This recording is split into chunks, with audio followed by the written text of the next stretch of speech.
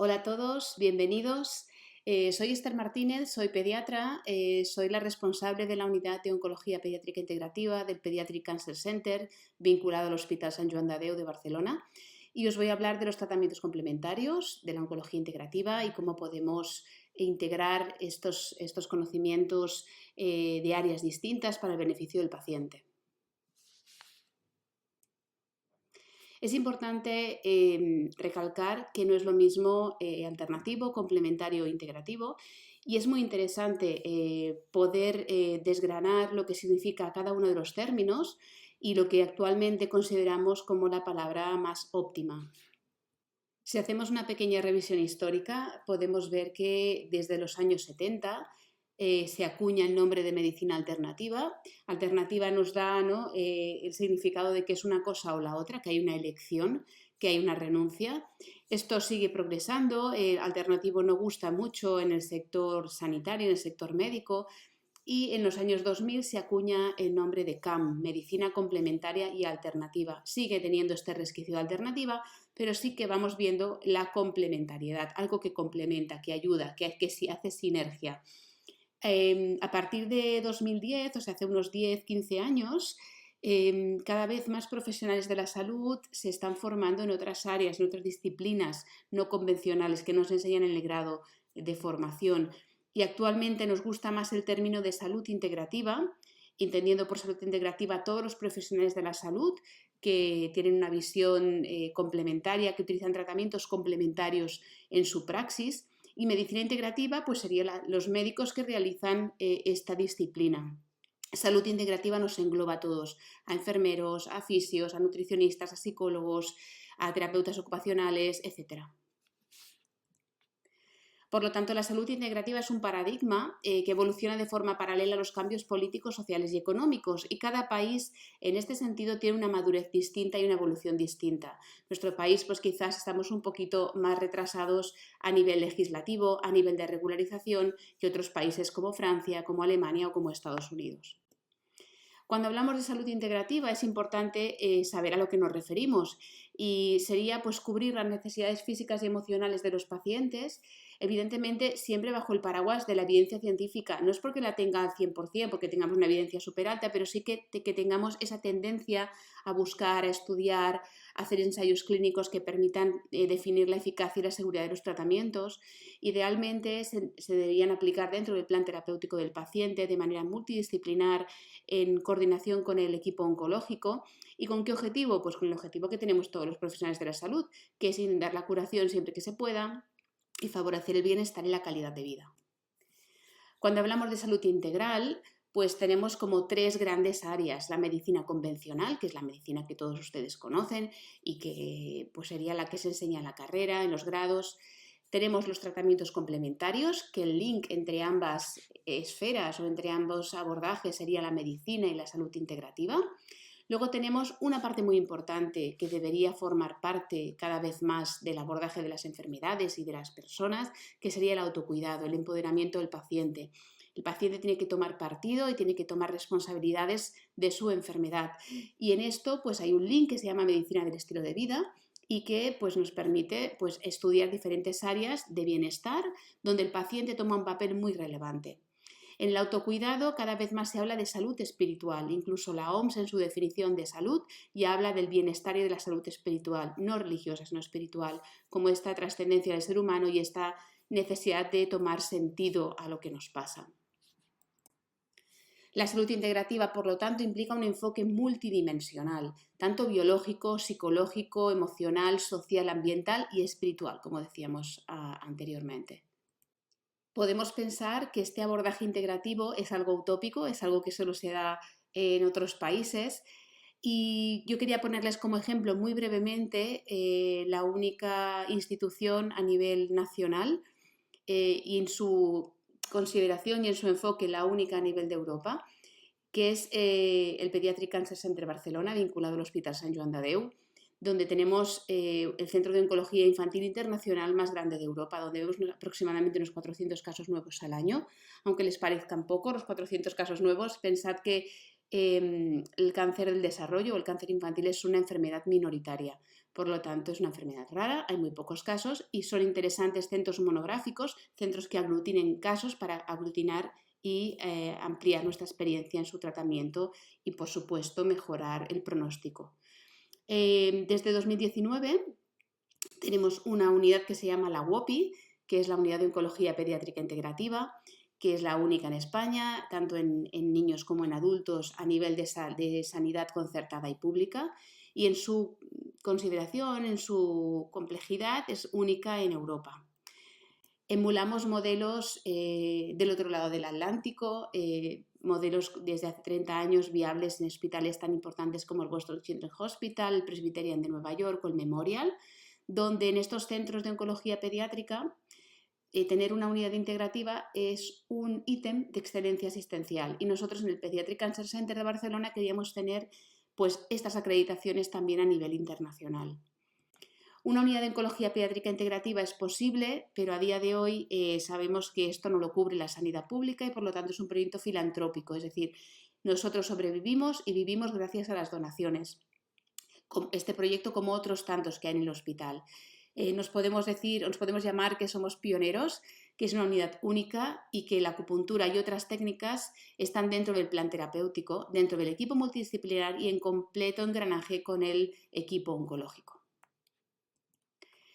¿Por qué la importancia de este enfoque integrativo, de este enfoque complementario? Bueno, porque los tratamientos oncológicos, como vemos en este gráfico, cada vez curamos mejor, o sea, más a los pacientes, pero dejamos más secuelas. Es decir, tenemos un alto ratio, una alta tasa de curación, pero a un alto precio. Al final, nuestros pacientes tienen mucha toxicidad a corto, medio y largo plazo. Y eso es el motivo de que hasta el 80% de las familias de los pacientes con cáncer buscan tratamientos no convencionales fuera del hospital. Y aquí nos podemos encontrar pues, dos escenarios de profesionales fantásticos que nos den un soporte basado en la evidencia, dentro del rigor científico y en coordinación y en sintonía con el resto del equipo oncológico, y al contrario, pues personas, equipos con una ética dudosa, donde se ofrecen tratamientos que no tienen ningún tipo de evidencia o que incluso puedan interaccionar con el tratamiento convencional.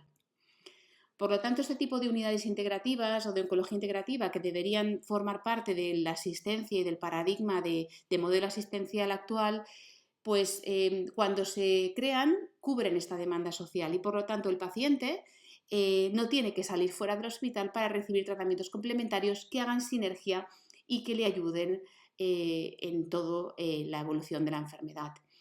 ¿Qué puede ayudar? ¿En qué pueden ayudar este tipo de tratamientos? Bueno, pues pueden ayudar en la adherencia terapéutica, es decir, en que se cumplan súper bien todos los ciclos terapéuticos sin tener que reducir dosis o alargar ciclos. Podemos disminuir efectos adversos, podemos mejorar calidad de vida y el bienestar del paciente.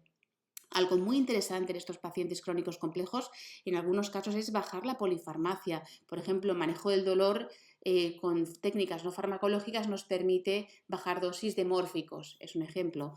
¿Qué nos permite también tener este tipo de unidades en los hospitales o en los centros de salud? Pues la seguridad del paciente por encima de todo y tener la capacidad de investigar, de poder generar investigación. Y con esto estamos seguros, por lo menos en nuestro centro estamos seguros que mejoraremos resultados. Este tipo de tratamientos complementarios se pueden aplicar en el paciente activo y en el paciente en seguimiento. Y como tratamientos o enfoques no farmacológicos, con alguna excepción en oncología, tenemos bastantes. Los que les he puesto aquí son los que están incluidos en las guías de práctica clínica. ¿Qué son las guías de práctica clínica? Son el máximo nivel de evidencia para que un médico, un profesional de la salud, pueda hacer una recomendación basada en la literatura médica, en lo que está publicado y en lo que sabemos que es seguro y potencialmente eficaz en algunos casos o muy eficaz en otros. A nivel como a rasgos generales, podríamos decir que la nutrición, el apoyo psicológico, la salud espiritual y algún suplemento herbal pues podrían ayudarnos en el manejo de los síntomas y del bienestar del paciente durante todo el camino de la enfermedad.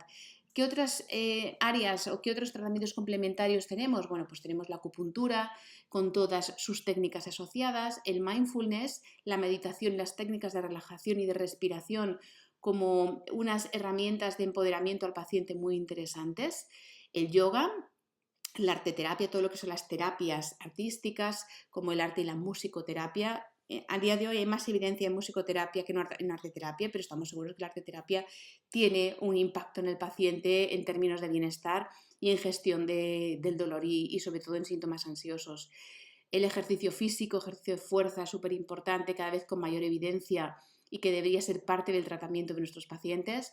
El uso de aceites esenciales, técnicas manuales como la reflexología o el masaje oncológico, disciplinas físicas que mejoran la elasticidad, que mejoran el equilibrio y que incluso pues, mejoran niveles de fatiga como el tai chi y qigong, y la hipnosis para el manejo del dolor, como luego veremos.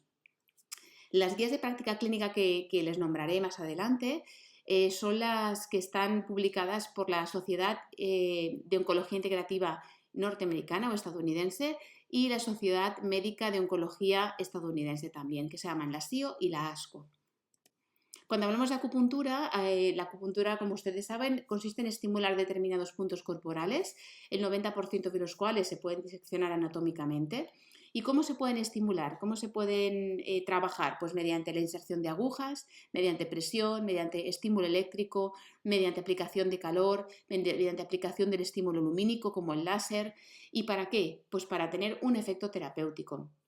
A grandes rasgos, sin querer aburrirlos, la acupuntura lo que hace a nivel científico, con términos más médicos, sería una neuromodulación percutánea o transcutánea con un gran impacto en el sistema nervioso, sobre todo en el sistema nervioso autonómico, con el gran protagonista del vago y el sistema parasimpático, en el sistema nervioso periférico, en el sistema nervioso central y en el tejido conectivo o en la fascia. Cada vez hay más evidencia científica de toda la función neuroendocrina del fibroblasto, que es la célula que forma el tejido conectivo.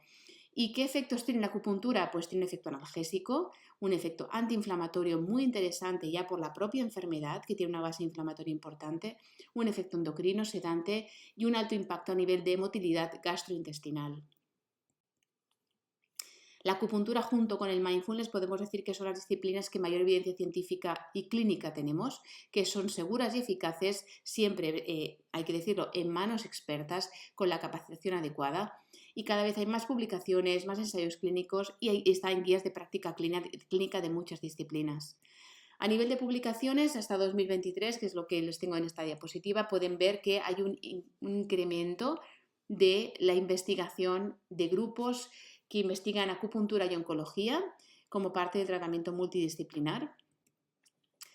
¿Y qué mecanismos de acción tendríamos? Un poquito más profundo. Bueno, pues aparte de esta neuromodulación transcutánea y percutánea, ¿qué quiere decir transcutánea y percutánea? Transcutánea quiere decir que no ponemos agujas y percutánea que tenemos una inserción, pasamos la barrera epitelial. A nivel local, una aguja provoca una herida, por lo tanto una vasodilatación, y hace que todo el tejido de alrededor se prepare y se regenere, se sintetice colágeno, factores angiogénicos, factores de reparación y generamos una analgesia local solo por la puntura local. A nivel sistémico, el nervio vago como gran protagonista mejora motilidad gastrointestinal tanto alta como baja, tiene un impacto en la actividad cardíaca generando una leve hipotensión y bradicardia que genera una sensación de bienestar importante, regula la presión arterial. A nivel endocrino podemos tener un impacto en el apetito, un impacto en el eje hormonal y en el metabolismo de la glucosa. Y algo muy interesante es que tiene una acción antiinflamatoria e inmunoreguladora con una activación de las natural killer, que son las células, ¿no?, que nos ayudan a la vigilancia de células cancerosas y que no nos gustan. Por lo tanto, es una muy buena herramienta para mejorar y para poner nuestro sistema inmune y nuestro estado basal en las mejores condiciones. A nivel heterosegmentario, a nivel del sistema nervioso central, podemos decir que la acupuntura y las técnicas acupunturales generan una neuroplasticidad, o sea, mejoran la neuroplasticidad, mejoran la relación de ciertos neurotransmisores que lo que generan es bienestar, ¿no?, aumento de endorfinas, aumento del sistema GABA, aumento incluso de la melatonina para regulación del sueño, activa y desactiva áreas cerebrales, esto se ha estudiado con resonancias magnéticas nucleares, tiene un efecto ansiolítico, un efecto neuroprotector, un efecto hipotensor. Incluso, pues ahí, esto no sería oncológico, pero sí en el caso de que hubiera una isquemia, tiene un efecto neuroprotector si se realiza después del ictus. A nivel del dolor oncológico, que quizás es una de las demandas más importantes de nuestros pacientes, podemos actuar a nivel de tratamientos complementarios en diferentes áreas. A nivel local tenemos la acupuntura, el masaje y los aceites esenciales, que lo que hacen es modular los receptores del dolor de la piel y por lo tanto tenemos con estas técnicas un efecto analgésico local. A nivel de la médula espinal tenemos una modulación e inhibición de la interneurona del asta posterior y también tiene un efecto analgésico segmentario y eso se puede lograr con acupuntura, con calor o con masaje, incluso también con ventosas, pero en el paciente oncológico la ventosa no estaría muy indicada. Y a nivel del sistema nervioso central, pues tenemos que la acupuntura, el mindfulness, el masaje y los aceites esenciales pues nos pueden mejorar la neuroplasticidad, modulando la respuesta tanto a nivel cognitivo como a nivel emocional. Para el control del dolor ya ustedes ya saben que la gestión del estrés es muy importante y podemos tener mejoras en la secreción de ciertos neurotransmisores como serotonina, endorfinas o péptidos opioides endógenos. Este estudio, cuando hago estas sesiones para pacientes, no suelo poner muchos estudios, pero es un estudio muy interesante que hizo el Memorial con muchísimos pacientes, donde se valoró la eficacia de la electroacupuntura y de la auriculopuntura para el manejo del dolor crónico musculoesquelético en pacientes supervivientes de cáncer. Y como ven, los resultados son espectaculares. Esta es la diferencia entre el tratamiento convencional con rehabilitación y con analgesia convencional y este tratamiento con acupuntura y auriculopuntura, viendo que la diferencia era estadísticamente significativa y demostrando la eficacia de la acupuntura en este tipo de pacientes y este dolor crónico que merma tanto la calidad de vida. Pero claro, la acupuntura es segura en manos expertas y no siempre podemos pinchar a los pacientes. Tenemos que saber muy bien cuándo, cómo y por qué. A nivel de seguridad, desde 2010, Dana-Farber ya publicó unos ítems de seguridad para poder aplicar la acupuntura a los pacientes oncológicos con la máxima seguridad. ¿Y qué nos dicen? Pues nos dicen primero que lo ideal es que el paciente activo deba ser tratado con acupuntura en el centro oncológico. ¿Por qué? Bueno, porque es un paciente frágil, porque hay que tener a mano las analíticas, porque no siempre podemos pinchar y para valorar, en algunos casos pinchar no tenemos que saber la analítica más reciente, porque se nos puede desestabilizar el paciente o hacer una hipotensión y estamos en un centro sanitario, siempre estamos más cubiertos. No podemos punturar el lecho tumoral ni las metástasis óseas, hay alguna excepción, por supuesto, pero aquí no vamos a hablar de términos tan médicos. En condiciones de aplasia, es decir, con defensas muy bajas o con plaquetas muy bajas, tampoco podemos pinchar, entonces tenemos que utilizar otro tipo de técnicas. Tampoco podemos pinchar en zonas que estén edematosas, que estén hinchadas o que tengan hematomas, ni con pacientes con arritmias que tengan una repercusión clínica importante o que estén inestables hemodinámicamente, es decir, que estén muy hipotensos. Nosotros, como norma general, no pinchamos a los pacientes con fiebre alta, por ejemplo, con hipotensión franca. A nivel de evidencia, la SIO también hace muchos años que realizó un paper, ¿no? Un artículo conforme pues, los datos de evidencia de la acupuntura, en este caso, en el paciente oncológico. Y es importante destacar pues, el grado de evidencia 1A, que es el grado máximo de evidencia, donde pone que la acupuntura se recomienda como tratamiento complementario en pacientes con síntomas refractarios al tratamiento convencional. Y aquí, en este escenario, tenemos muchísimos pacientes que no responden bien a los fármacos. Por lo tanto, combinar tratamientos no farmacológicos con tratamientos farmacológicos pues puede ser la clave del éxito en el manejo de síntomas. También se recomienda con 1B, que no está mal la evidencia, la acupuntura se recomienda en síntomas vasomotores, en sofocos, que muchas veces se relacionan con el tratamiento. También en la disnea, en la fatiga, en la neuropatía, el dolor neuropático. Pero aquí hay un pero muy interesante y que ya les he comentado antes, y es que la acupuntura debe ser aplicada por profesionales cualificados y hay que tener precaución en pacientes con aplasia. A nivel de medicina complementaria, podemos decir que la acupuntura oncológica sería una subespecialidad de la acupuntura y que debería tener un training o una formación específica. ¿Y cuándo podemos pinchar? Bueno, podemos pinchar con guantes, con asepsia, o sea, con alcohol, teniendo la piel súper limpia y no tocando la aguja en pacientes con más de 500 neutrófilos y con más de 20.000 plaquetas. Pero si el paciente está muy bajito, tenemos otros tratamientos que no son con inserción, que son transcutáneos, no percutáneos, y que nos permiten tratar al paciente con muchísima seguridad. Entre ellos es el láser. Como han visto, hay muchísima evidencia detrás, hay muchísimos profesionales que lo están haciendo, ese tipo de técnicas, pero realmente pues no está implementado de la manera en que nos gustaría si nos basamos en la evidencia publicada. Y este paper, este artículo de 2022, lo resume muy bien. Es decir, que ellos dicen, madre mía, con la evidencia que hay en acupuntura, en dolor crónico, en migrañas y en oncología, ¿cómo es que está tan infrautilizada en la práctica clínica? ¿Cómo es que no está integrada en los sistemas de salud? Bueno, pues porque probablemente hay mucho desconocimiento entre el profesional médico y también en los pacientes, porque no se aplica tanto, bueno, porque es un tratamiento que se aplica de manera privada, por lo tanto tiene un alto coste para las familias y al no estar cubierto por la sanidad pública, muchísimos pacientes no se pueden beneficiar. Por otro lado, hay deficiencias regulatorias, es decir, no estamos regulados ni en la formación ni en la praxis, por lo menos en nuestro país. En otros países está de otra manera.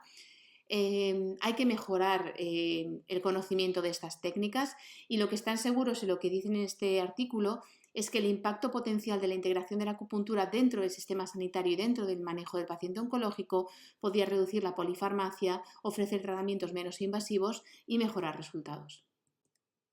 En Europa, pues cada país tiene su propia regulación, formación e implementación. Por ejemplo, en Italia la acupuntura solo la pueden hacer los médicos. En Francia el sistema sanitario te reembolsa la acupuntura médica. El médico acupuntor tiene su consulta privada, el paciente va a la consulta, le emite una factura y el Estado le devuelve el 80%, 90% de la factura. En Vaticano tienen una unidad del dolor como la nuestra en el Hospital San Joan de Déu. En Suecia y Alemania también tenemos acupuntura dentro de los centros sanitarios y otras técnicas y otras disciplinas. Pero en España no hay regulación ni de la práctica ni de la formación.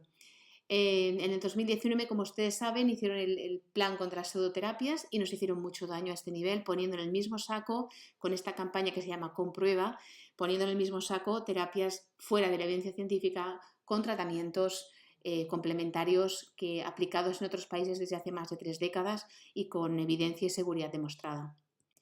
Las indicaciones potenciales en pacientes oncológicos adultos según los Institutos Nacionales de Salud de Estados Unidos serían la fatiga, la xerostomía, el linfedema, el dolor, el insomnio, la neuropatía, los sofocos, la ansiedad, la depresión y la náusea y vómito. Pero veremos que hay muchos más. Les pongo el ejemplo de mi unidad para que vean los motivos de consulta a la unidad integrativa. El tratamiento puede ser un suplemento, puede ser acupuntura, un aceite esencial o incluso masaje y reflexología. También hacemos yoga, tenemos una amplia cobertura de tratamientos complementarios. Como ven aquí, el 40% es dismotilidad gastrointestinal, náuseas, vómitos, diarrea, estreñimiento. Esos son los motivos principales de consulta de nuestra unidad integrativa. Luego el dolor en todos sus aspectos, desde el dolor tumoral, dolor neuropático, dolor de la cicatriz, tan invalidante y tan resolutivo con técnicas de neuromodulación y acupuntura súper fácil y que mejora muchísimo la calidad de vida del paciente. Dolores abdominales, cefaleas, dolor osteomuscular crónico, dolor relacionados con los tratamientos como la inmunoterapia o dolor funcional, que no sabemos bien por qué el paciente tiene dolor, pero lo tiene y le merma su calidad de vida. Luego tenemos toda la parte emocional, trastornos del ánimo, astenia, ansiedad, insomnio, parasomnias como terrores nocturnos y estrés postraumático. Y luego una caja de desastre que los compañeros de onco, pues cuando no saben manejar o son refractarios los síntomas al tratamiento convencional, nos lo derivan para poder optar a otras alternativas terapéuticas complementarias como la inapetencia, el déficit de atención, la alergia o sofocos. Para paliar toxicidades y mejorar calidad de vida, lo podemos hacer desde el inicio, desde el tratamiento, desde el diagnóstico del tumor o de la leucemia o del linfoma, todos los ciclos de tratamiento, al seguimiento, incluso en cuidados paliativos. También tenemos muy buenos resultados. Pero hay muchas más cosas aparte de la acupuntura y me gustaría hacerles un pequeño resumen de las indicaciones basadas en la evidencia. Así que aquí sí que les he puesto algún artículo que no me voy a entretener, pero quiero que simplemente que lo vean para que vean que es cierto. Y si alguien se lo quiere bajar de internet y leérselo con calma, pues estupendo. Cuando hablamos de evidencia científica, la máxima expresión de la misma son las guías de práctica clínica. Es decir, que hay una guía que nos informa del síntoma y del tratamiento que nosotros como profesionales podemos indicar. Y esto está basado en todas las publicaciones y en revisiones sistemáticas, es decir, en revisiones sistemáticas de toda la literatura médica. Estas guías las suelen hacer la ASCO, la American Society of Clinical Oncology, y la Society for Integrative Oncology, la SIO, que son las máximas entidades e instituciones ahora mismo en integrar el tratamiento convencional con la mirada integrativa, y estaba en Estados Unidos. Desde 2007, la acupuntura y otras disciplinas están dentro del abordaje del paciente oncológico. En el 2007 y en 2013 se hicieron guías para pacientes con cáncer de pulmón, en el 14, 17 y 18 guías para pacientes con cáncer de mama, el 20 y el 22 guías del manejo del dolor oncológico, en el 23 depresión y ansiedad, en el 24 fatiga y en el 24 también, a finales, el uso del cannabis. A nivel de cáncer de pulmón, esta es la publicación. Aquí tenemos también publicaciones en cáncer de mama. Aquí les he hecho un pequeño resumen que luego les voy a resumir en una tabla y será más práctico. Pero bueno, este tipo de artículos tienen ese tipo de tablas donde ponen los síntomas que el paciente refiere y que en lo que se ha aplicado diferentes tratamientos complementarios y la recomendación de la evidencia que tenemos. La A sería la más, la B intermedia y la C un poquito menos. La D probablemente desaconsejado. Aquí veis este tipo de tablas, muchísimas. El tratamiento del dolor, ya tablas un poquito más agradables de ver. Bueno, aquí luego veremos, ¿no? Luego os tengo preparado una tabla resumen para poder pues, ver esto de una manera más global. Aquí seguimos con guías para la ansiedad y depresión. Ya cada vez las van haciendo más bonitas y más fáciles de interpretar. Si quieren luego tomar una foto o buscarlo por internet para leerlo con calma, es fenomenal, pero aquí no voy a leer la diapositiva porque luego les voy a hacer el resumen. Aquí también tenemos los grados de evidencia. En fatiga, también muy interesante, tratamientos complementarios. La fatiga es un gran síntoma muy refractario en los pacientes oncológicos, tanto durante el tratamiento como en el follow-up, en el seguimiento. Cuando hablamos de salud, me gusta siempre hacer esta reflexión final. ¿Por qué? Porque cuando hablamos de salud no hablamos de ausencia de enfermedad. Es decir, la salud es algo mucho más complejo y una persona puede tener una enfermedad crónica y tener un estado de salud aceptable, o podemos tener ninguna enfermedad diagnosticada y un estado de salud deplorable. Actualmente, o nosotros los médicos o la medicina, nos hemos centrado mucho en lo que nos causa la enfermedad, que esto se llama patogénesis. Estas diapositivas no son mías, son de Helen Langevin, es la directora de los Institutos Nacionales de Estados Unidos de Medicina Complementaria, es una gran visionaria y a la que agradezco pues compartir este tipo de enfoques, ¿no?, que nos pueden ayudar a todos a cambiar un poquito la mentalidad y enfocarnos también en otras áreas quizá olvidadas, pero que generarían un gran impacto en el paciente. Volviendo al tema, estamos enfocados en la patogénesis, es decir, en cómo nos enfermamos. Hay muchísima investigación sobre ello. Y sabemos que en esta patogénesis hay factores que empeoran, que nos hacen enfermar, que es el manejo del estrés, una dieta inadecuada, el sedentarismo y el mal descanso. Es decir, los hábitos nos enferman. También el medio ambiente, los tóxicos, etc. En cambio, hay un paradigma nuevo, entre comillas nuevo, porque es un término que se acuñó en los años 80, que es la salutogénesis. ¿Qué mecanismos nos llevan de la enfermedad a la salud? ¿Cómo podemos retornar esta salud? ¿Cómo podemos ser más saludables? Y, por supuesto, los hábitos juegan un papel muy importante, la nutrición, el cuidado psicológico, la actividad física. Y aquí siempre me gusta destacar las intervenciones no farmacológicas. Todo lo que veremos ahora, de una manera resumida, nos pueden ayudar tanto en un proceso oncológico como en otro tipo de enfermedades, como si no tenemos ninguna enfermedad diagnosticada, podemos también cuidarnos, podemos generarnos salud y sumar, ¿no?, puntos en nuestro estado de salud con intervenciones muy sencillas que no por ser sencillas son fáciles. La salud integrativa yo creo que es un paradigma nuevo, un modelo de atención que transforma el cuidado de las personas y que es costo eficiente y que deberíamos poco a poco implementar en nuestro sistema de salud.